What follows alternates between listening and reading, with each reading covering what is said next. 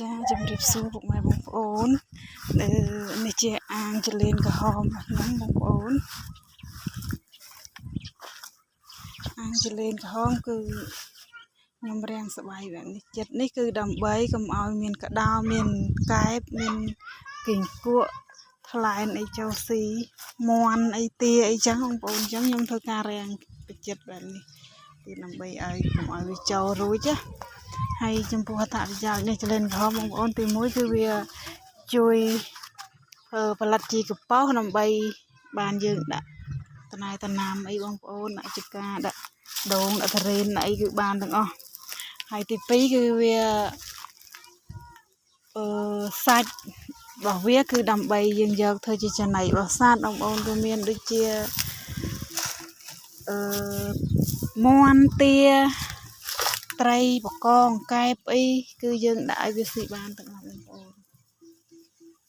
ហើយនេះជាអាងរបស់ខ្ញុំគឺខ្ញុំថតតជូនពុកម៉ែបងប្អូនមើលតែម្ដងចាគឺអាងរបស់ខ្ញុំគឺខ្ញុំរៀបចំបែបនេះចា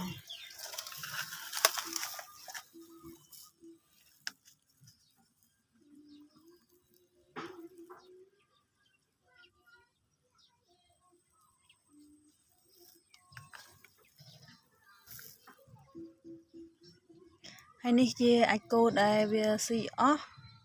ចលៀនវាមិនបែកអស់គឺឡើងផុសបែបហ្នឹងបងប្អូនហើយអាផុសនេះគឺយើងយកទៅដាក់តំណាំរបស់យើងបានហើយយកធ្វើជាជីបានហើយនេះគឺជាអាចគោដែលខ្ញុំទៅដាក់ថ្មីវាអត់តន់ស៊ីកាលណាវាអត់តន់ស៊ីគឺអាចគោនៅចឹងដល់ពេលវាស៊ីអស់គឺឡើងផុសបែបនេះម្ដងចាហើយជាចុងក្រោយនេះក៏សូមអរគុណដល់ពុកម៉ែបងប្អូនដែលតែងតែកំងពូជពីខាងបងប្អូនម្ដងហើយម្ដងទៀតហើយក៏សូមអរគុណដល់ពុកម៉ែបងប្អូនដែលគាត់តែងតែចូលមើលវីដេអូបងប្អូនតាមដានវីដេអូបងប្អូនដែរចាសូមអរគុណ